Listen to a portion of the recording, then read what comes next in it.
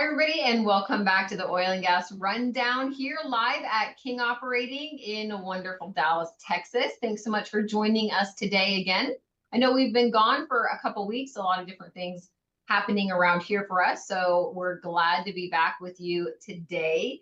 And of course, talking about some relevant and interesting information in the oil and gas world, hopefully giving you some practical understanding on our industry, what exactly we do here, what kind of a team it takes to be an oil and gas operator. So today I have with me Mark Ayers, who you probably have recognized from a few webinars, our EVP of Geology. Hey, Mark. Hello.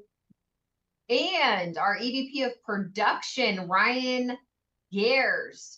No one could ever forget Ryan. He has the most magnetic personality of all the engineers I know. Welcome back. Why, yes, I do, Rachel. Hello. You know, is this a true statement that engineers are probably, widely known for being interesting and outgoing? What do you think, Rachel? I'm not so sure about that, but I would What do we say get an eclectic and outsider's unique. perspective on that one? I would say eclectic, unique, detailed, focused. I would definitely go in those. Now, if I was assessing a geologist, like maybe Mark, I might say adventurous, outgoing, That's very kind. charismatic. Well, in-house fun here, but I do want to talk to you, Ryan, about engineers. So we've got a lot of engineers in the world of oil and gas. Okay. You are in production, EVP of Production. And so you do certain things. We've got Kelly Duncan. I think we have Ian is also one of our engineers. Give me a breakdown, Ryan. Talk to me a little bit about what types of engineers are needed in oil and gas.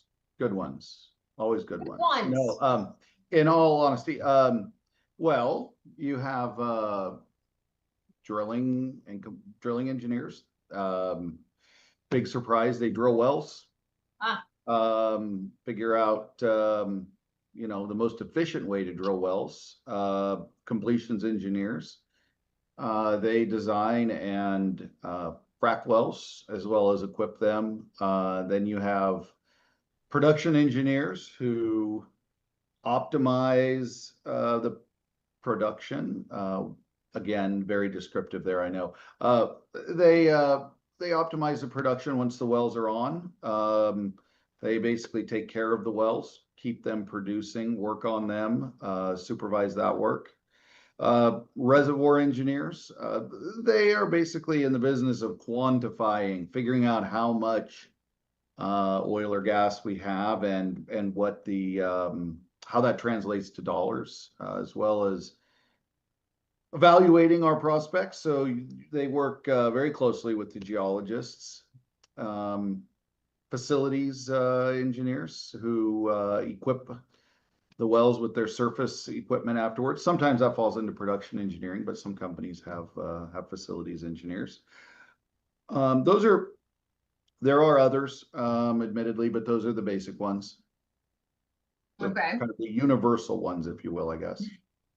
The universal ones. So yeah, ones that any oil company is going to have. okay. Without getting into specialized stuff. And if they don't, we should be a little concerned. Well, I mean, I guess it depends on what they are, right? I mean, not every company is, there's some companies that don't drill wells. Right. By PDP production. So might not be a surprise to find them without a drilling engineer, for example. But if you're an operating company and you're drilling and producing oil and gas, I think you would most definitely find that they have all of those engineering disciplines. Okay, so over your span of your career, you obviously have an engineering degree, but which different kind of roles have you played within there? I Pretty, mean, pretty much all of them. I haven't done a lot of drilling, so I would definitely wouldn't claim that as my forte, but yeah, all of them pretty much. all of them. Okay, so give me some specific examples of what you did in some of those different roles. Um, I mean, basically what I just described, right? I mean, different assets around the world. I functioned in all of those roles before moving into management. Yeah, especially when I was younger, did a little bit of everything. So, some of us are masters of we're jack of all trades and masters of none. But there's also a lot of big companies have training programs, so a lot of folks spend at least a little bit of time doing a little bit of everything before they finally find their forte, their home, in what they end up doing a lot of. So, Where are some of the other places you've worked around the world? well, let's see. Definitely all over Texas, Colorado, Alberta, Canada, British Columbia, Iraq. Um, those are the ones where I've spent an appreciable amount of time. A little bit offshore, not a lot. Other very small amounts that probably don't count much. To be honest, I don't know. I'd have to think if I'm missing anything in there, but Oklahoma, um, North Dakota, a lot of time in North Dakota, a little tiny itty bitty amount in California, almost not enough to really mention. So a little tiny bit in Saskatchewan at one time. Yeah. So how is, I mean, Iraq versus British Columbia. This seems pretty contrasting, right? Two very different locations. I'm sure Mark could even chime in about the geology being very, very different in those locations. I mean, did you find that your job was really, you know, like Well, I didn't do a lot challenges? of, yeah, I didn't do a lot of engineering and on our projects there. I was in charge of our division over there when I was working. So didn't really do any true engineering, but I could say, yeah, it's a lot different. You're dealing with uh, wells that are much more prolific, right? Wells that make thousands of barrels a day, many thousands of barrels a day in some cases, not hundreds of barrels a day.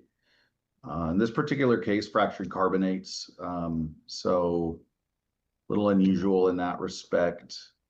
You're usually dealing with challenges of being remote, things of that nature, but yeah, a lot different aside from the weather, which is Yeah, also I mean, considerably different. very different wardrobes for sure, both locations. Yeah. December in northern BC is a little different than December in northern Iraq for sure. I can imagine. I absolutely can imagine. Where we lived on the coast in Kenya, December was one of the hottest times of the year. So very, very different depending where you're at. Mark, question talking about that, and I want to get into something else in a minute with you, Mark.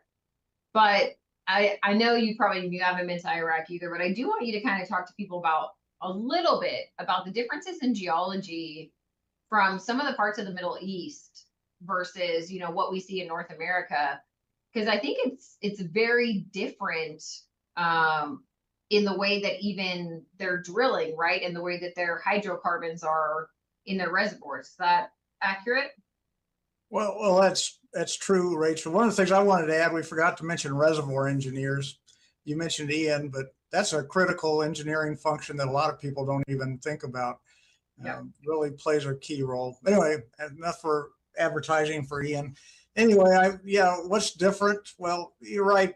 When you're outside of the United States, the cost of drilling over there, as Ryan can tell you, is dramatically more expensive. The cost of obtaining the rights to drill are much higher than they are in the domestic United States. So you have to have different kinds of targets. You can't drill for the same size target that we drill in the United States. And so you got to have thousands of barrels, not hundreds of barrels a day.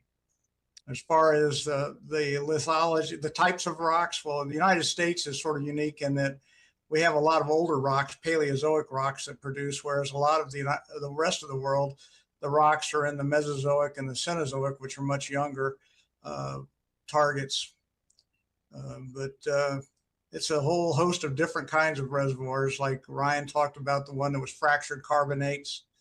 And of course, in the United States, the thing that we've become very efficient at is drilling horizontal wells and resource plays.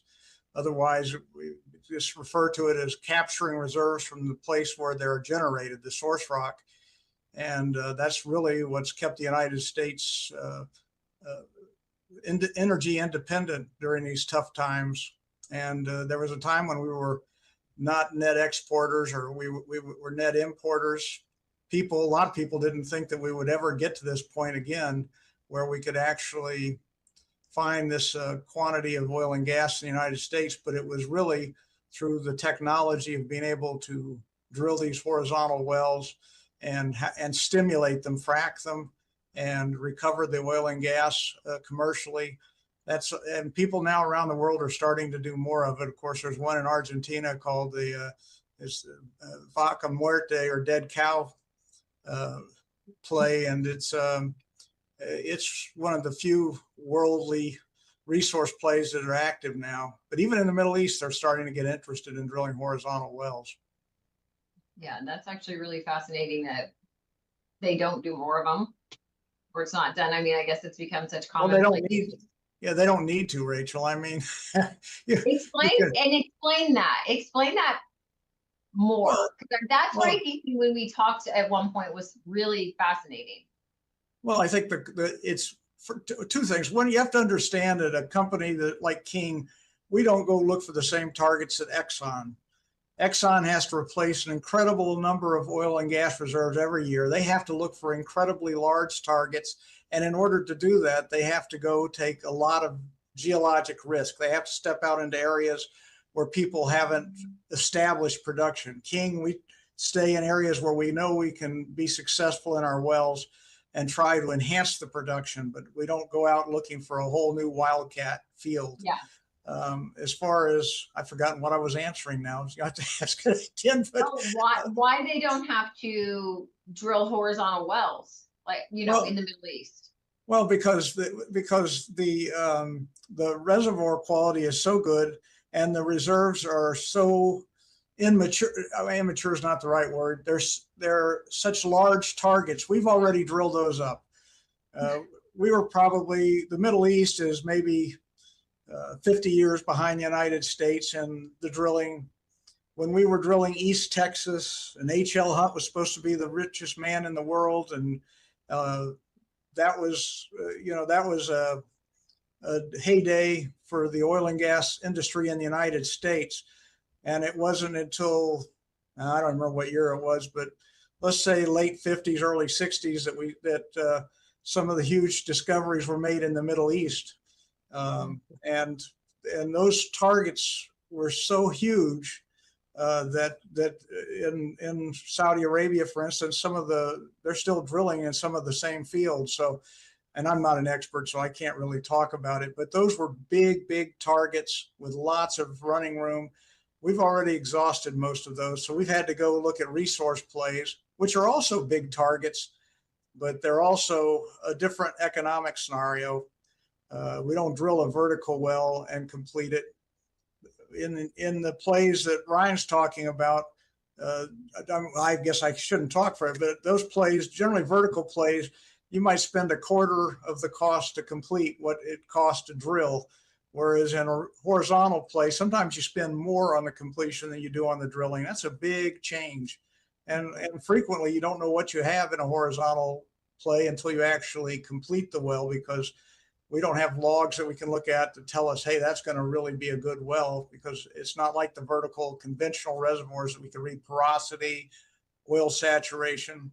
So the resource play is a great play, and we do a lot of that at King, but we're in areas where we know the oil is, and now we're just trying to figure out how to get more of it and enhance the production, bring down the costs. And that's a different kind of play than Exxon would be doing. Yeah, I guess you're saying the days of when we used to see, drillers drilling and the oil gushing, that's much harder to hit these days, where you just get a gusher. Yeah, I'd say so. And first off, we really don't want the oil gushing. You don't want the oil gushing. Ryan definitely is always wanting to see problem. oil gushing out of the well. No, definitely not. I know it doesn't. That is not a good thing. Not a good thing. A lot of those wells were actually drilled, Rachel, with a different kind of technology. They actually used what's called a cable tool, and it was like a big chisel in the ground that they just raised and lowered and chiseled their way down to the zone. They didn't have anything to control the pressure. So if they drilled into a zone that was going to flow oil, it would flow to the surface. And there's some stories where oil's flowed, 200,000-300,000 barrels before they were able to actually control the well. So that we don't do that anymore. Yeah, we definitely don't want to lose a few thousand barrels of oil flowing out. Environmentally, I don't think you want to do that either. So yeah. No, definitely not environmentally, or I'm going to have to get out there and cause an issue. No, I'm joking. Get that hard hat on and head out there, are you? Right. And be like, get this cleaned up. So you brought up an interesting point, Mark, and it kind of triggered my thinking because it's something that I was sent and I was looking at. So when you're looking at a opportunity for horizontal wells versus vertical wells, are there different types of seismic, different types of data logs? I know you have mud logs, you have porosity logs. Yeah, in the resource plays per se, in the horizontal well, we rarely run porosity logs. Some people do, but it's not usually a routine story. They usually do that simply to understand the rocks better. So whereas in a vertical well, we would always run a porosity log, a resistivity log, so we could understand what the pores had in them, whether it was oil or water. And that's why when we drilled those wells, you could go and look at in the logging truck after you got the well down and probably predict what the outcome of the well would be. That's not the case in the horizontals because we're drilling in rocks that have very low effective porosity. The way that we make commercial wells out of them is by extending the reservoir network by fracking and creating these little pathways that feed oil through these very tight rocks into the wellbore. So that's a whole different beast than drilling a vertical well where you got good rock, and when you complete it, it flows right into that very small surface area, which is the vertical wellbore. In a horizontal well, you have a long lateral, so you have a lot of the reservoir, the source rock, which is the reservoir, open to the wellbore. But then guys like Ryan, they go out and they frack it, and they get these networks of fracks, and those things reach out and give you a lot more surface area. That's why we can make those commercial. Is that right, Ryan? Yes. That's a geologist answer. So it's a good one, Mark. It'll work. When you guys and I know our whole team isn't on here, so answer as you desire, but what are the reasons why someone might look at an area and say, hey, this is the right place to do horizontal wells, or this is a place where we're going to do vertical wells? Because they still do vertical wells in areas, correct? Yeah, they drill vertical wells sometimes. They're not very common nowadays, but if you find rock that has enough permeability in it that you don't need hydraulically fractured horizontal well, you wouldn't drill one. If you don't need it, you would drill a vertical, and they happen in the U.S., but not on any large scale anymore. They still are common in some parts of the world for sure. Okay, so really kind of just depends on the play and. Well, it goes One back to problem.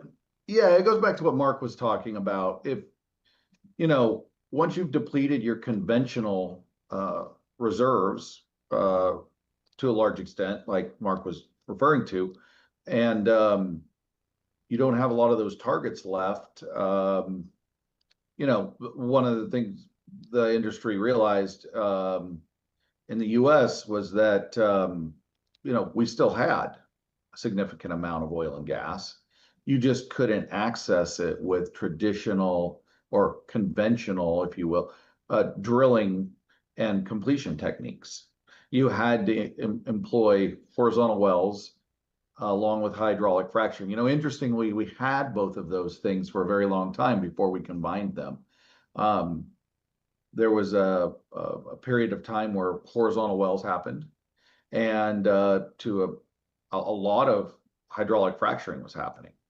The difference was we figured out how to combine those two technologies, and what we got from it was the ability to unlock reservoirs that we previously thought were not productive. A lot of what we produce now, 30 years ago, we would have said, well, yeah, there's technically oil there, but you could never produce it. Wow. So if you're in an area where, you don't need that technology, there's no point to using it. Just drilling a vertical well and then, stimulating it in whatever manner it requires or doesn't, or if it doesn't require that, is what you would do. Okay, how would you stimulate the well?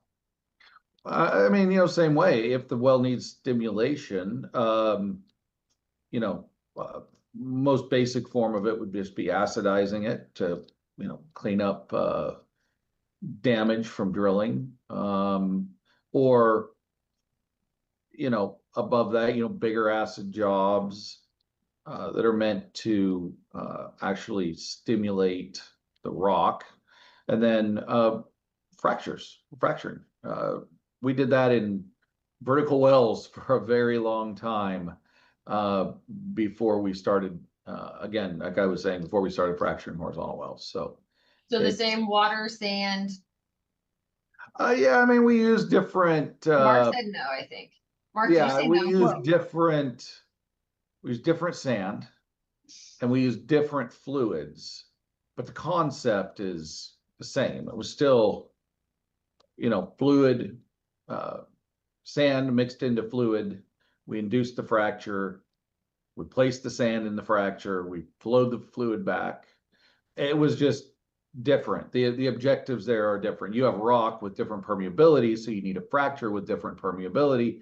Back then, we needed a lot of conductivity in the fracture, so we were trying to build. I'm not going to get too technical. We were trying to build a single fracture essentially out from the well, and we were trying to make that fracture a large fracture, relatively speaking, that was very conductive. So we did that a certain way.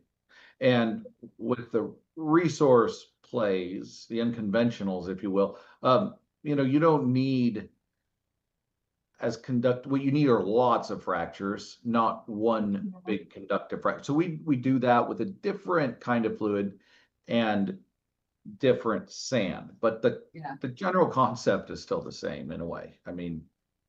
It's just the design of the job. Mark? Yes. I saw you shake your head no a little bit. Well, it's just how technical you want to get. We do a different kind of frac. You asked, how do you look for horizontal plays? Well, interestingly enough, it's frequently in areas where vertical wells have been drilled extensively, and you know where the reservoir is, and you've depleted the reserves as best you can with the vertical wells. And so now we're going to come in with a horizontal well, and that's the story of the Permian Basin for certain. I think we've talked about that before. There was a time when the big oil companies wanted to get rid of their Permian their Permian Basin assets, because they were not considered very valuable, and they were on their books, and it was hurting their stock prices. So they even set up a separate company as a holder for all those. And little did we know that that was really a jewel and that's because all those wells had been drilled. They were very tight, lots of sands with lots of oil and gas and water. And we drilled them through the vertical wells. We got some good ones, got some really poor ones, but a lot of them. And then it wasn't until years later we came back in and thought, if we drill a horizontal here, we could get thousands of barrels a day. And not only that, we can drill 8 or 9 wells per square mile. And I mean, more than that now, but it's just incredible how that's changed the business. And things that didn't seem to be valuable. I got to remember at the time, I was going to say 20 years ago, but that's not true. Let's say 50 years ago, because I've been in this business a long time. Now it's are things that are really valuable. The land in the Permian Basin. I mean, I've seen people getting $60,000 per mineral acre. I mean, I just couldn't imagine that. Back in the old days, if we spent $100 per acre, that was really a valuable resource. And so that whole world has changed. Oh, how things change, Mark. Oh, Yeah. how things change. Is there, can they trace, like, I mean, the idea of the conception of, the horizontal fracking? Was there a company or somebody who kind of takes credit for that revolution? Well, Ryan may know. I don't know who's the people who started doing fracking initially. The fracking of horizontal wells, I couldn't say who was technically the first company to do that. I don't know. I guarantee that on the next episode, I will have an answer to that, because I will ChatGPT it. Well, I do know this. George Mitchell is probably somebody we give a lot of credit to the idea of drilling unconventional resources, and that was in the Barnett Shale. Mitchell Energy and that. So I don't know if he was the first one to start stimulating them with fracks, but the science of fractures enhancement has really grown dramatically. Was it natural gas that actually, like the drilling for natural gas, like the Barnett Shale, that kind of kicked off the fracking? Well, that was true. And as a matter of fact, because you're trying to move gas, people would have loved to figure out a way to frack it without using fluid, water. And there were people that tried doing some of those kinds of fracks with different kinds of methane and stuff. It was pretty dangerous, I think, and they ultimately decided not to. It's real hard to compress gas to the point where it actually fracks and creates a fracture, and then how to get the sand in it. There were a lot of hydraulic fracturing fluid systems that were designed for gas wells. CO2 foam fracks, nitrified fracks, things like this, because in low permeability gas wells, and not to get into like relative permeability and things like that, there are plenty of gas fields where if you just fracked with I don't want to use the word conventional because it could be confusing, but I'll just call it a standard frack with a whole lot of water in it. It could be problematic. The wells could be severely damaged, between, swelling clays, relative permeability issues, et cetera, et cetera.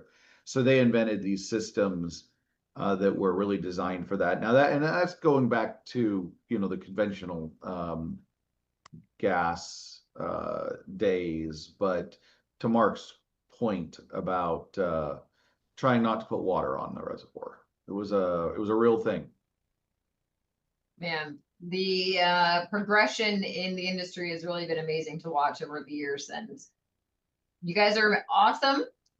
I hope everybody enjoyed the oil and gas rundown today. My job is to ask these guys questions, basic questions, because to them it's not very basic, but to some out there, they would love to learn about our industry, and these are the guys who can help share those insights with us. So If you want more information about King Operating, please visit us at kingoperating.com. You can learn more there. You can fill out a request for one of us to reach out to you. And thank you, Mark. Thank you, Ryan. I appreciate you guys being on with me today. Thanks, Thanks, Rachel. Rachel. Bye, guys. Bye.